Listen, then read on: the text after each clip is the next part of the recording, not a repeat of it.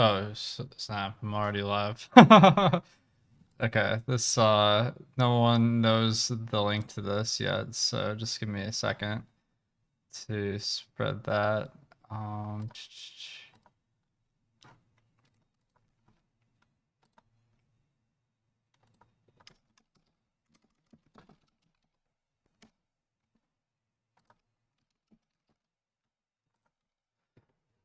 Alright.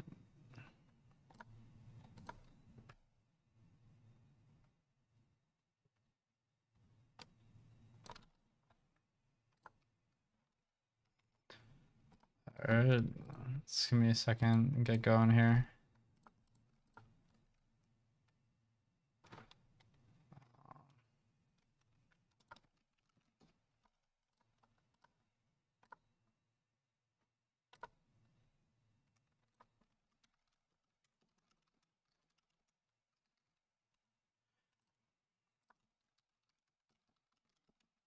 Alright, sorry about all the technical difficulties there. I'm gonna get started here. I think everyone should have the right video. Okay. Oh, shit. I didn't know that was on the screen, my bad. Alright, so let me go through make some lineups today. So today is a little bit different because I mean I feel like we've been having these crazy good plays every single day. But I think today isn't really like that where there's no one guy, at least right now, that is a lock play. So it's just going to be a matter, like, I think what that's going to do is when a lot of players are similar in projection, that creates a lot more ways to make a lineup that's close to optimal. So I think that today could be like skew more towards contrarian play if I had to just make a theory off the top of my head. But I'll see when we start making some lineups how exactly this works out. So let me update this boom bust big board thing so I'll be able to use that. And keep forgetting that I have to manually copy this right now. So just give me a second. That will help me. Oh my god, Chetty Osman is like a top play tonight. Shit.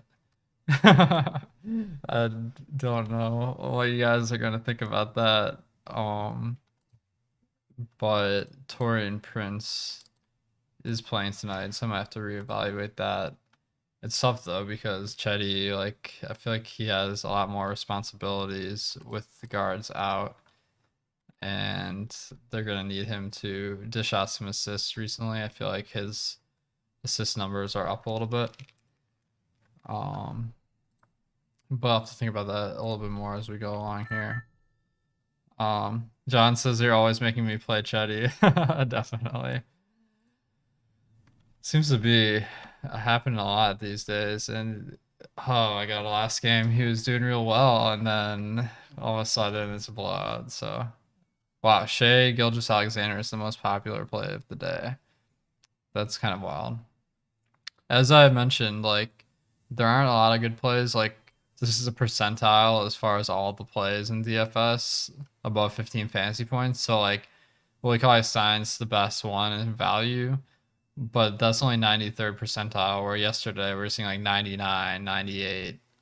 So like I think like you don't really, let me pull up my projections real quick just to be able to see what that equates to. But like the best players today are only adding, you know, like a couple points.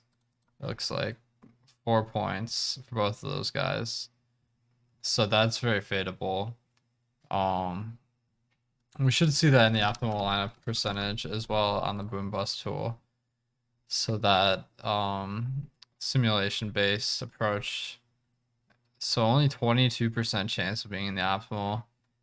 That's not that good. So I think today is one where you don't have to go overboard on any particular player. So let me find some good leverage plays to start off with, because I feel like those are going to be closer than on your normal slate. I like Clint Capella today. I feel like versus Gobert, they're gonna want to play big, and I didn't observe that in the game versus Philadelphia where they were playing Embiid. Capella had longer rotations, so I think that versus Gobert, another guy that's close to the basket, I think there's a good chance that he's out there 30 minutes instead of 28. So I think he could go under the radar a little bit. Kyle Anderson. Wow. So that one would be I have the rates on my screen, so I'll just kind of go over those verbally. But average 27 minutes per game. Over the last 5, his usage has dropped a ton. So I might have to tweak this projection because it seems like now that D'Anthony Melton is playing the backup point guard minutes, it does look like Kyle Anderson has simmered down a little bit, although his assist percent went up when the usage went down, not by as much. But that indicates to me that maybe over the last 5 games, he was just passing a little bit more and shooting a little bit less, but still only 15.7% usage over the last 5 compared to 20 on the season. Since the baseline for him is a low usage guy, that's not that exciting. So I'm dropping him in my next update as far as projection. All right. Alexander Walker, the second most popular player today. That makes no sense to me, unless Bledsoe doesn't play. Dylan Brooks, another leverage guy, 8% owned, just about average as far as value. I think that could be decent enough. So I think Minnesota's just a really good matchup. And he's still getting a bump with John Morant out, even though he hasn't really had big fantasy games. That's definitely in the cards for what could happen. Once we dip below this range, now we're getting to the range of guys that reduce your projection. So I might take one guy in this range that I might like and just stick to that. Melton, 4,300. That's a little bit intriguing. I feel like he's underrated. Matt 1 milli says should I have 1 or 2 low on plays in cash.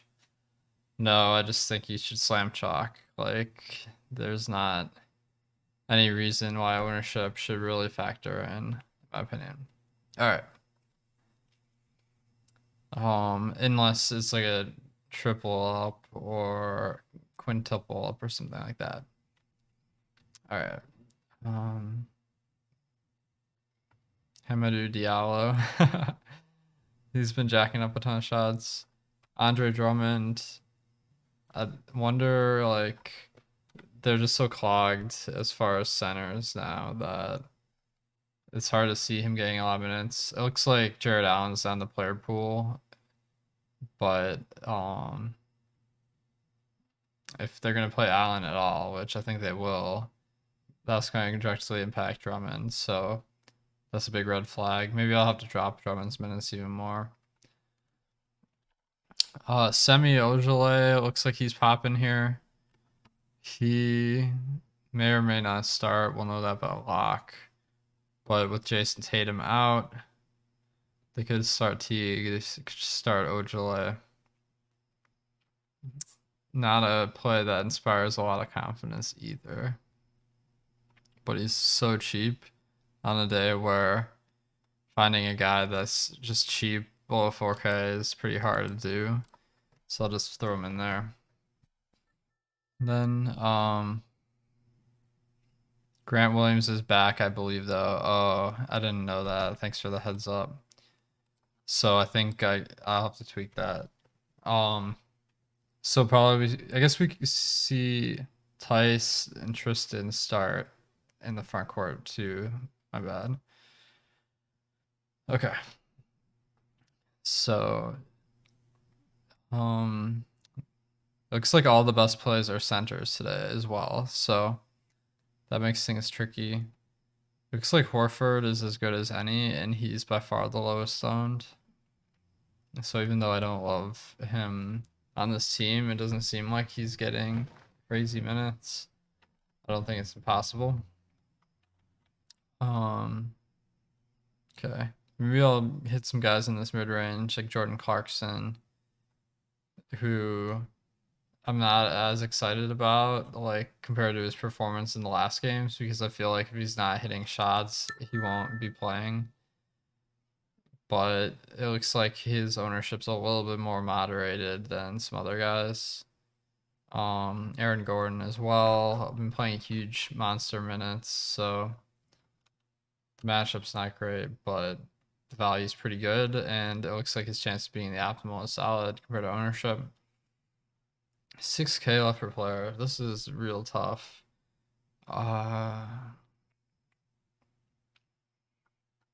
There's no one to really love here.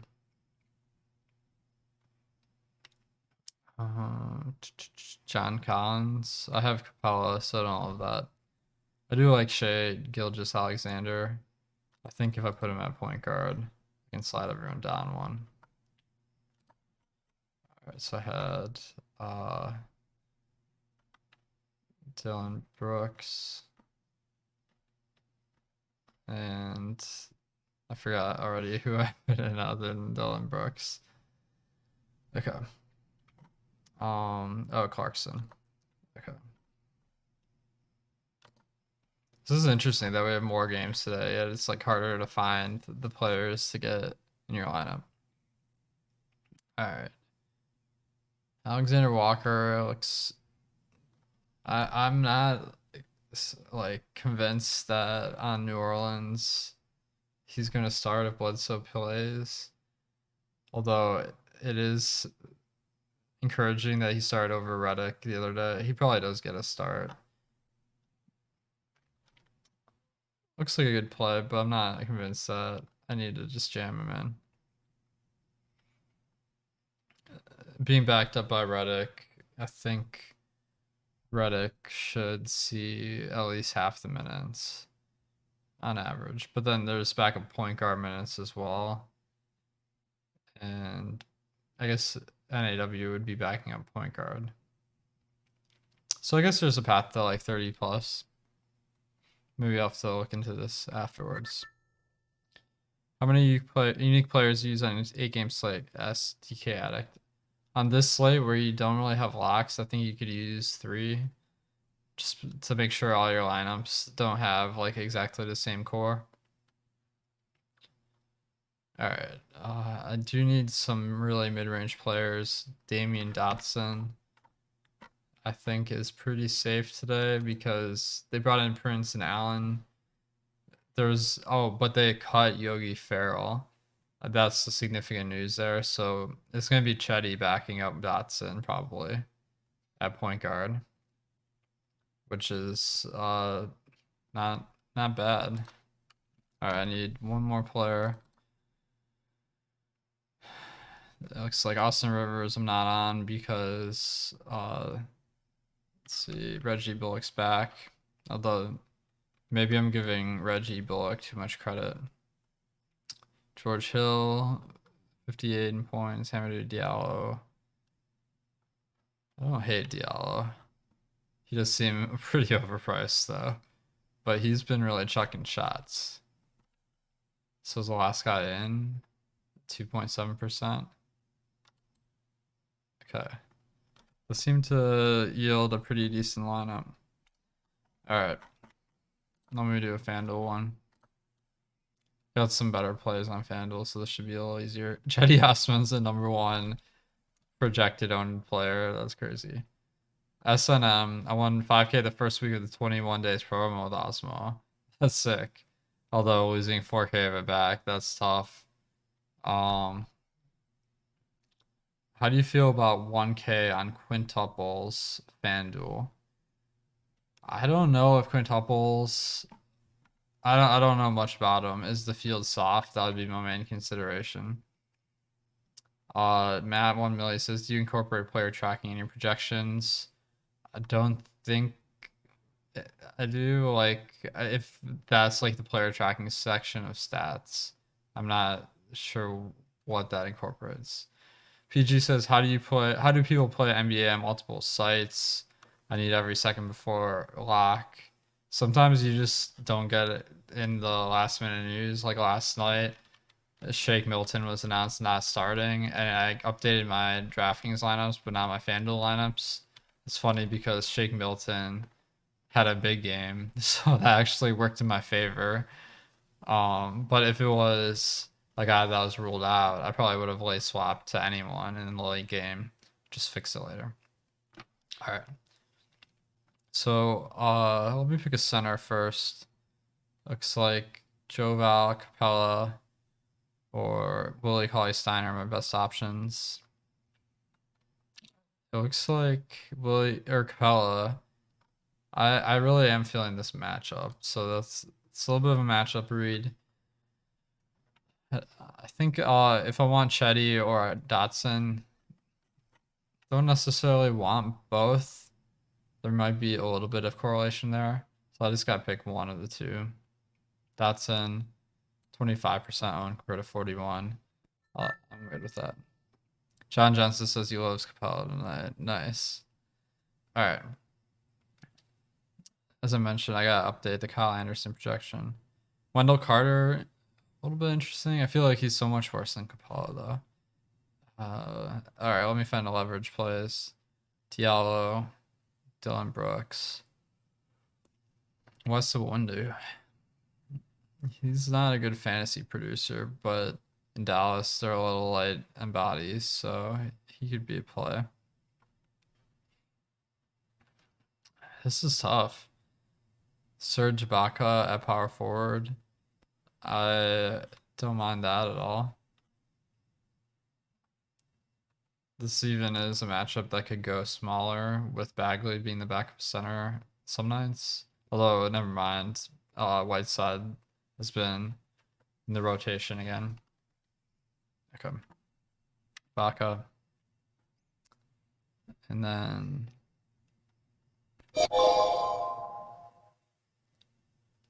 Okay. Dennis Schroeder.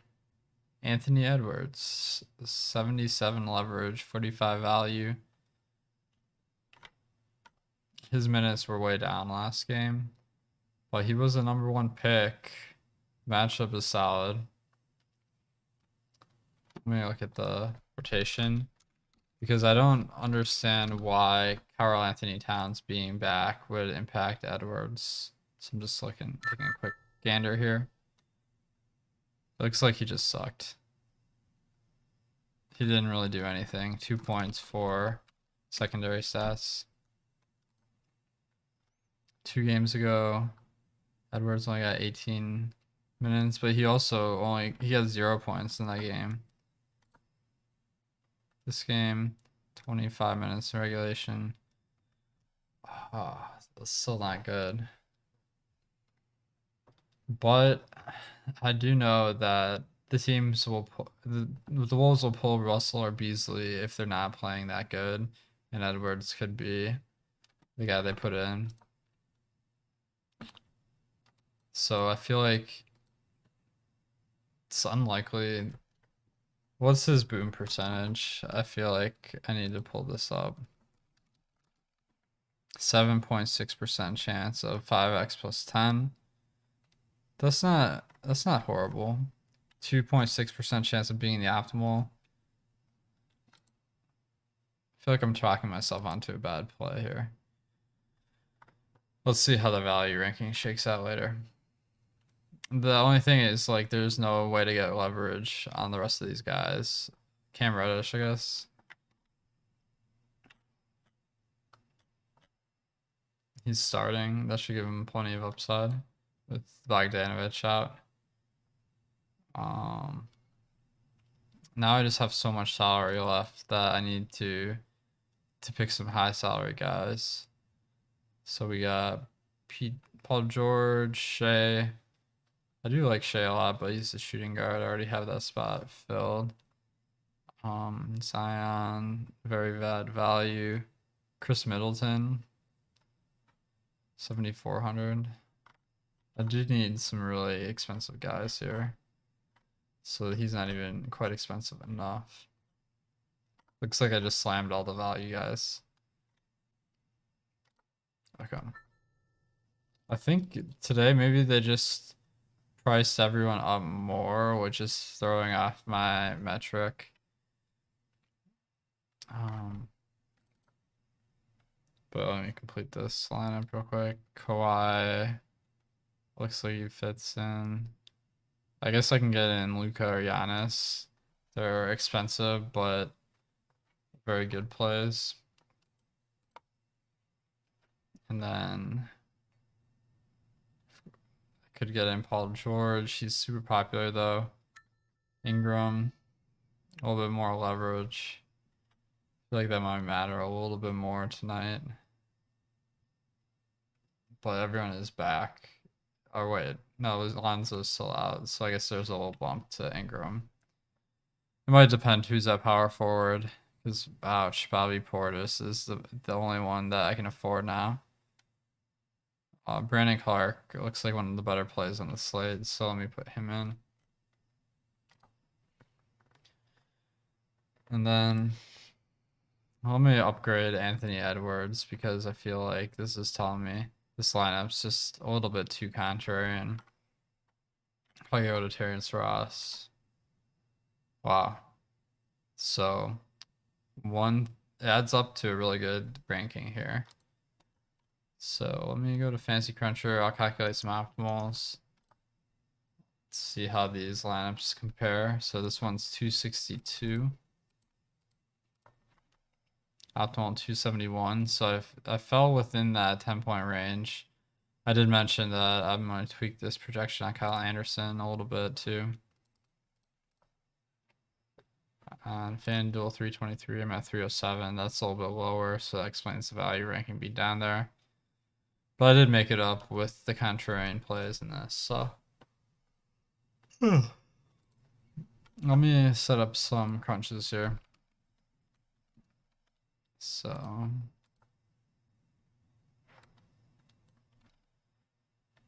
Let me just get this on the screen.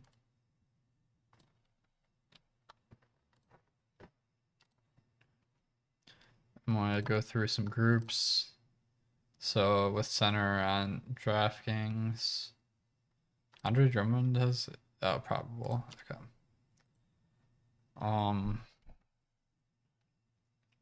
So guys, I wouldn't want. I don't really see any guys that have real backups that I would actually consider. Looks like Jared Allen's in the player pool. I might have to update my salary file. Mitchell Robinson and Noel, I guess. I don't know if Noel is really someone I get. Take some pre-workout before the show, says John. That's not a bad idea. All right. Mitchell Robinson. Are those cash lineups, says Ligarian? No, these are tournament lineups. For cash, I'd probably just run close to the optimal lineup.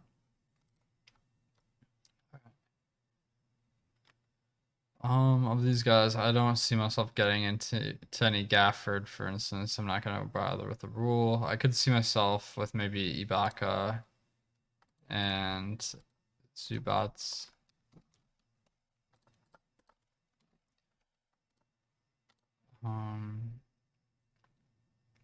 Tristan and Tice, I don't really need a rule since they're gonna play on the same court at the same time. Willie Cauley-Stein and Boban.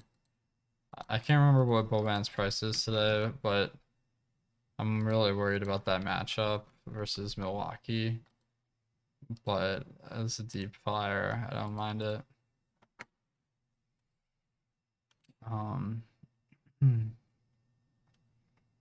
Point guard's the other position I might look at, but I don't see anyone that would really make a huge impact. All right, let me run an optimal. I want to just X out Kyle Anderson from this because I feel like that's going to skew it. All right, 270. And then ownership is 146. So maybe I will set a maximum of 120. That sounds really low. I guess average of 15 per player. Damn. This is a really contrarian night. So I'm just going to sort, see if I can find any low-owned lineups that have big upside. Rondo. Okay. 5.6% ownership. Damn, that's way higher than I would have expected. I guess this is really hard to build a lineup tonight that is any good. So that's why, like, if you optimize, you're gonna get some Rondos in there. I do want to X out Semi because I feel like I need to update knowing that Grant Williams is in now. Okay.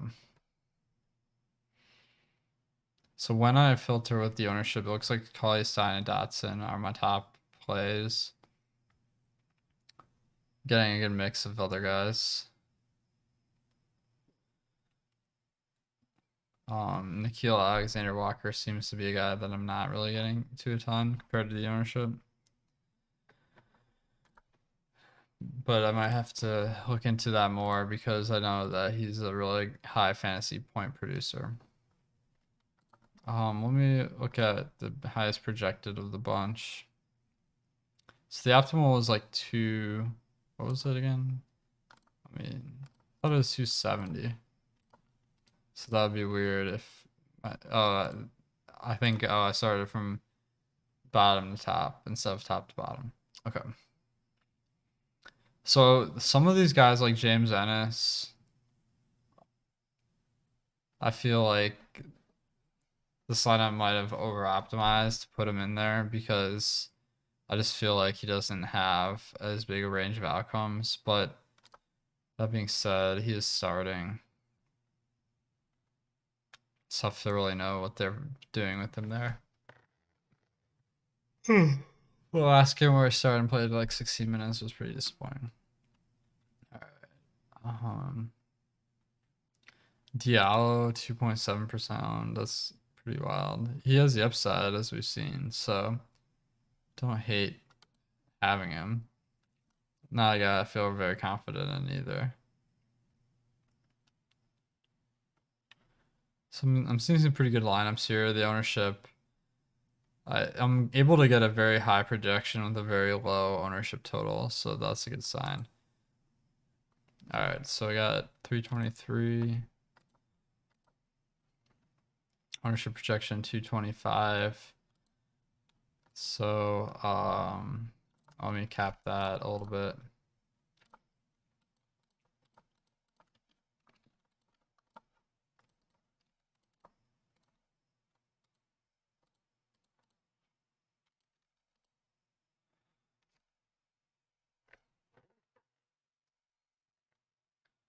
And then we'll see what kind of lineups we're getting here. So I'm getting a lot of these Cleveland guards. I think that's fine. Although, kind of wondering, like, how will Torian Prince affect Chetty Osman? Let me go back to their lineup here.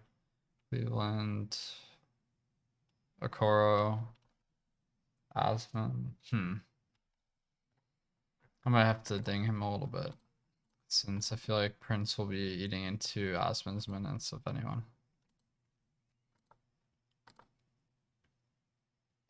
Although Osman, I don't think this shooting guard versus small forward distinction is really a thing in the NBA anymore, so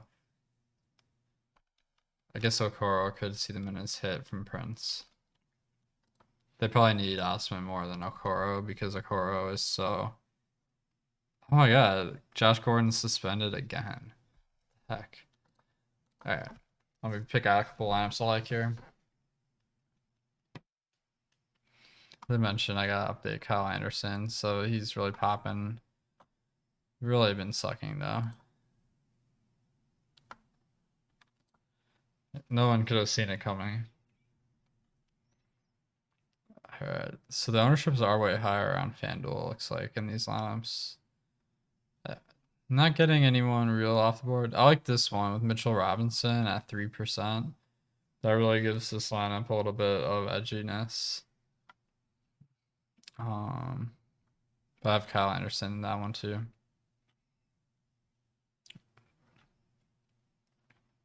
It looks like all the best plays are a center, so that's why just good plays are getting low owned. So this one, Larry Nance, not someone I'm high on. Just got back to seeing the game plan. It's not soft at all. Some nights it has been, others it's high number. That was a good answer because I realized I need to switch kind of. So yeah, I think that you want to find fields that aren't as tough.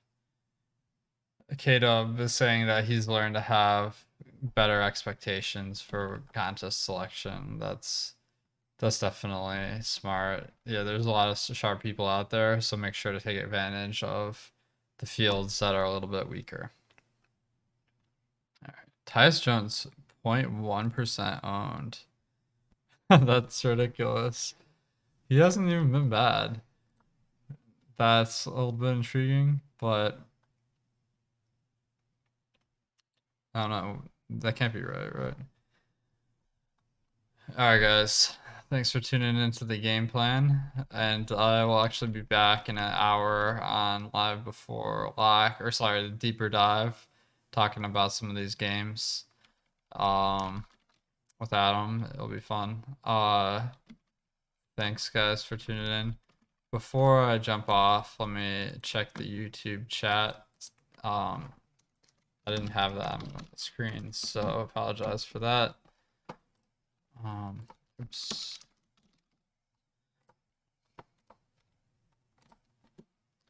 All right, so Morant might play. Okay, Josh, that's a good point. I was assuming he was out, but if he was in, then that would impact a lot of guys. Derek says when entering a 20 max, it would be best to cut the ownership to 80% of the optimal items ownership. I think, yeah, that's still a good metric. For any slate or any contest size, that just make sure you're avoiding the very chalkiest lineups. Chetty 5100, good prices, Aaron. I agree. Do you have a minimum of low dollar players you use as Kevin? No, I mean the low dollar ones are the ones that you're not that excited about playing, so maybe it's the opposite of that. All right, guys, thanks for tuning in, and I'll see you guys later on the Deeper Dive.